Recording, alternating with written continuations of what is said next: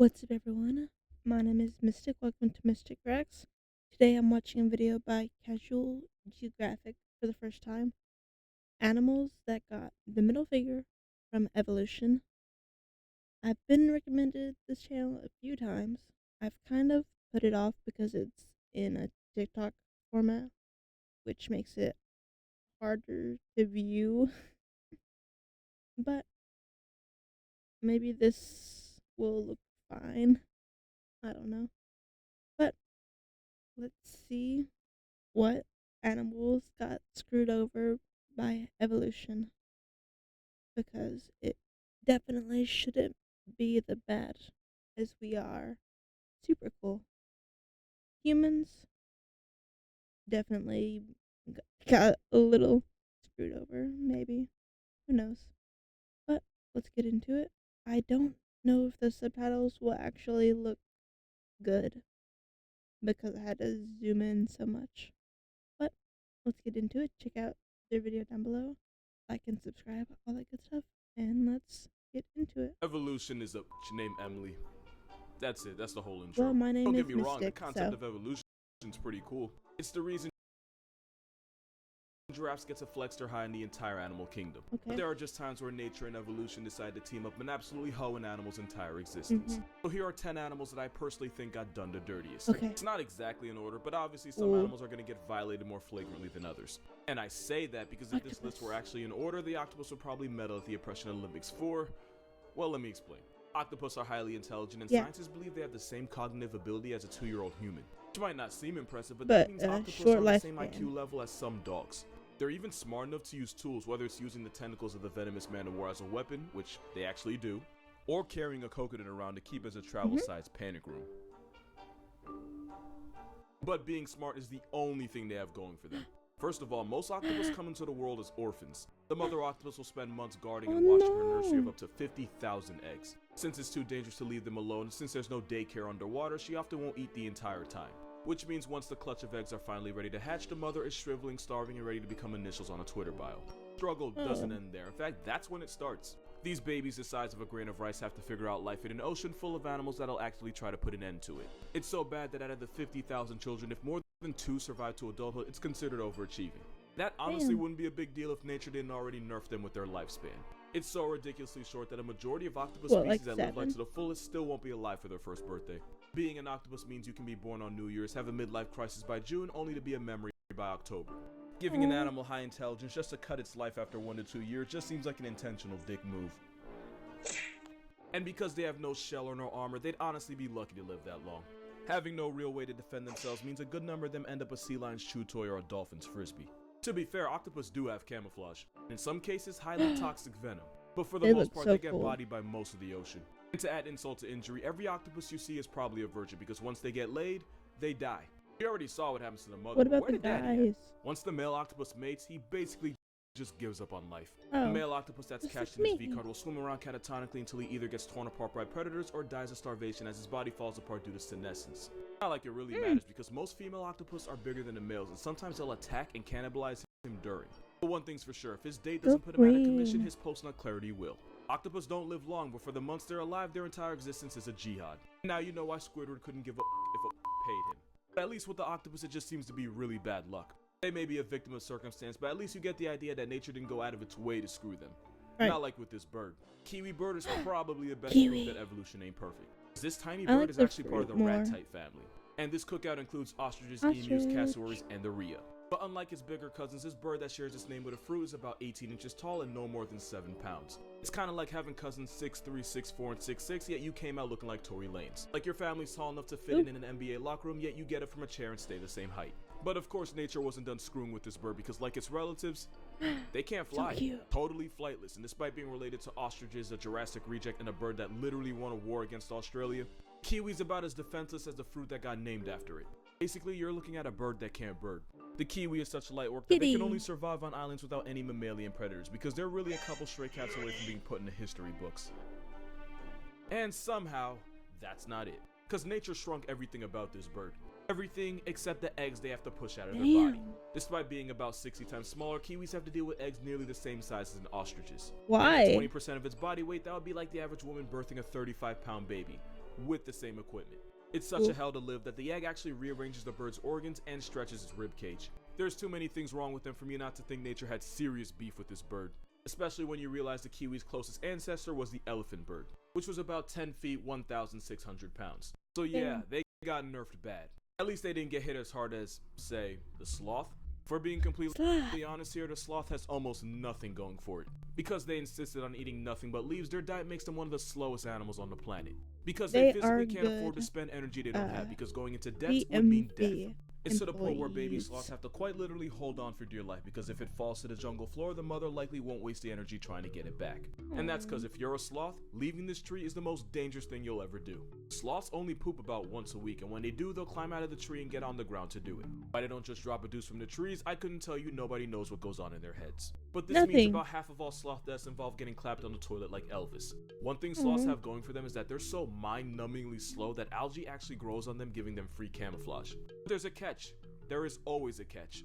When one of your biggest ops is an eagle with quite literally some of the best eyes in the world, wearing a moss blanket isn't going to amount to too much. And you know evolution was actively f***ing with them, because sloths are actually really good swimmers and can hold their breath for 40 minutes, longer than dolphins and seals. But it means almost nothing when most of the time they go swimming is by accident when they fall out of a tree. And that weak-ass doggy paddle might save them from drowning, but it won't save them from getting murked by an anaconda or a black caiman. But the really sad part is, sloths could actually be way better than this. Its close relatives, the armadillo and anteater, are able to put the same claws that it has to good use, and anteaters have even been known to swing on jaguars. You have a homicidal vacuum cleaner that has put jaguars and people in coffins. And then you have a moss blanket with a face. I didn't know. Just like the kiwi, the sloth used to be better than this. Megatherium, aka the giant ground sloth, was in the same weight class as elephants, and they actually knew how to use those claws. So much so that if Ice Age were realistic, Sid would have worn Diego's ass like a fur coat. But its massive size ended up screwing it in the end, as they basically got hunted into oblivion by humans, leaving us now with the virtually defenseless, dead-eyed, slower than molasses algae apartment that we call the sloth. You know that thing on TV where it's like someone gets a genie that grants wishes, but only does so in a way that horribly bends them over in the end, and the moral's supposed to be careful what you wish for? That basically sums up this next animal, because it looks like it got finessed by a genie in one of the most disrespectful ways possible. This is a fiddler crab. Male fiddlers have one giant bralette claw whose only purpose is to get a female's attention. Lady crabs choose their mate based on who has the biggest claw and therefore can pass the best genes to her clutch of eggs. The problem is, that is literally the only thing this claw is good for. Because that claw is too big to pick up food, the male fiddler crab can only feed himself with that smaller claw. That massive claw is actually a disability that means the males either eat half the food or take twice as long as the females. The only problem with that is that these crabs only eat during low tide, and the longer the crab spends eating, the more likely they are to end up as someone else's main dish. In the evolutionary arms race for female validation, the male fiddler crab is more likely to end up getting eaten by gulls, raccoons, reptiles, and sometimes even bigger crabs. And since the females enable this by being attracted to the bigger but less functional claws, the fiddler is now trapped in a vicious cycle. By preferring males with a trait that quite literally gets them put on a shirt, the females indirectly screw the next generation. Gotta be careful what you wish for, especially if you're this next animal. Because the peacock has the same problem on steroids. We can all agree that the peacock is the biggest flexor in the animal kingdom, and rightfully so. And just like with the crab and basically every other aspect of life, bigger is most certainly better. The more colorful and eye-catching, the better the peacock's chances at bagging a peahen. They'll even shimmy their tail feathers in a way that hypnotizes any female watching. But like I said, never make a deal with a genie. Because the good news is a peacock showing off will always be the center of attention. Bad news is sometimes that attention comes from a 700-pound assault weapon with stripes. And because those tail feathers are so heavy, not only can't the peacock see behind itself, even if it does see death coming, it takes them longer to get off the ground and out of the tiger's reach. Just like with the crab, the peacock's biggest flex is often what gets it buried. In a cruel twist from fate, the peacocks that are safer from tigers are usually the ones that get less attention from females. So by having a preference, the peahens doom their future children to a fate of ultimately ending up as a tiger's toothpick. The peacock and fiddler both got handed massive L's from nature, but at least you can see the thought process behind it. Having huge claws and fancy feathers attracts females, so technically it does serve a purpose.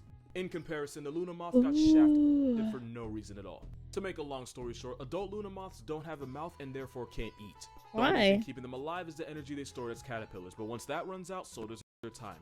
Luna moths live for about a week, just long enough to reproduce and doom their children to the same fate of a non-consensual hunger strike. If you ask Google why the Luna moth doesn't have a mouth, it'll tell you because its only purpose is to mate. Which is really nature not giving a fraction of a about them.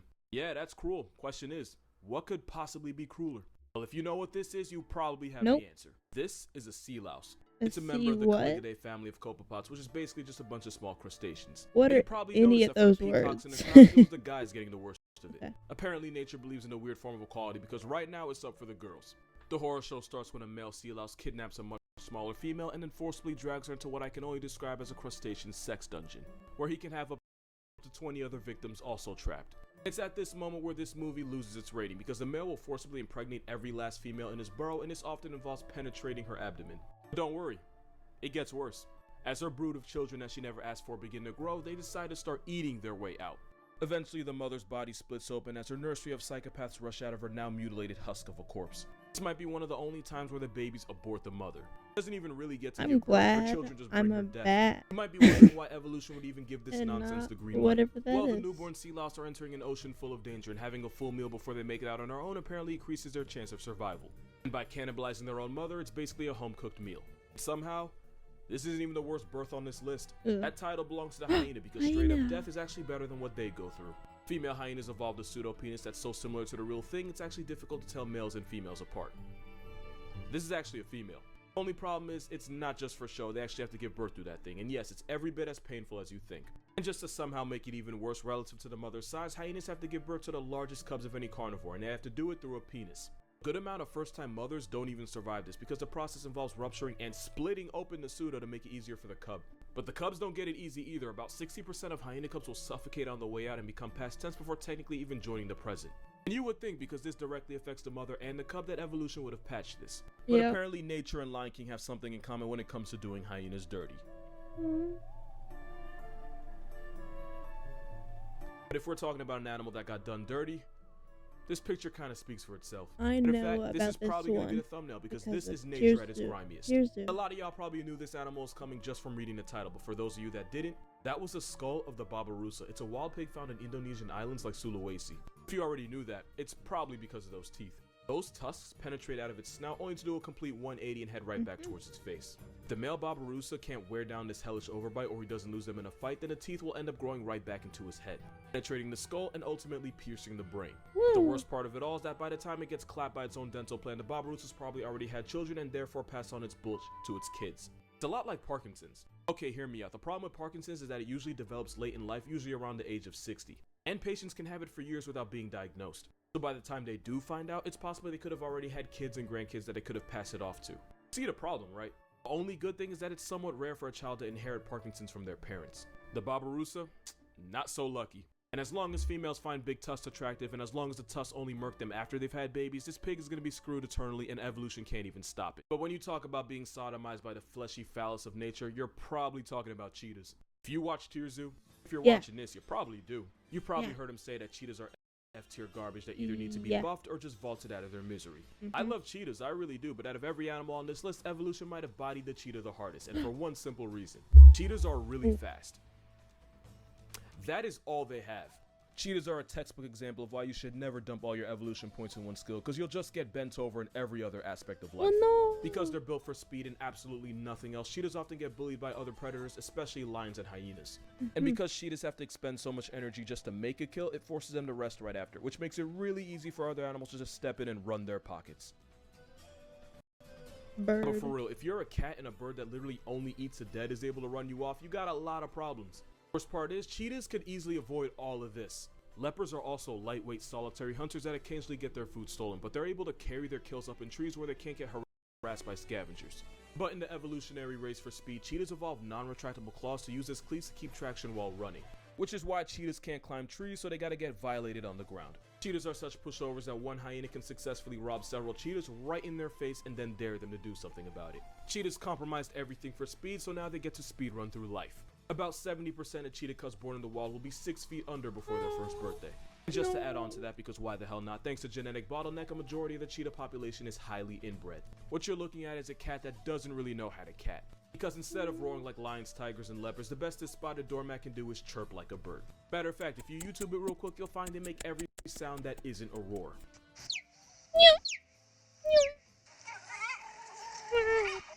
And that's how you know evolution went out of its way to them. Cheetahs have been around for about 3 million years and decided they were just gonna IM speed their way through life.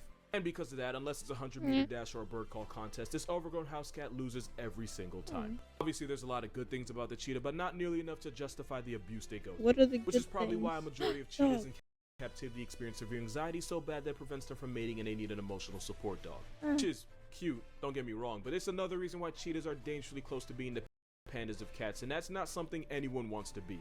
And don't get it twisted, I don't enjoy roasting cheetahs, I actually really love them, but if nature has favorites, this Cheeto's mascot isn't one of them.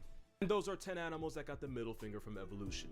I'm not gonna lie to you, this video was low-key a pain to make. So if you like the video and you'd like to support this channel, my Patreon's gonna be in the description, but please, don't give money if you can't afford it. Because honestly, I don't need money, I just wanted to cover my crippling Wendy's addiction. Subscribing doesn't cost you anything, so think about it.